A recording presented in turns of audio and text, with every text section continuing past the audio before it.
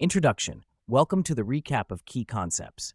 Over the past modules, we've covered essential foundations of trading, helping you understand markets, analyze charts, and manage risk. This recap will reinforce the most critical points, ensuring you feel confident as you continue your trading journey. 1. Market fundamentals. Understanding markets. We explored the three primary markets: stocks, Forex, and crypto, each with its own dynamics. Key takeaway: markets move based on supply and demand, economic events, and investor sentiment. Types of traders: day traders, short-term trades; swing traders hold for days or weeks; long-term investors focus on growth over months or years. 2. Chart analysis. Reading price charts. Candlestick patterns reveal market psychology.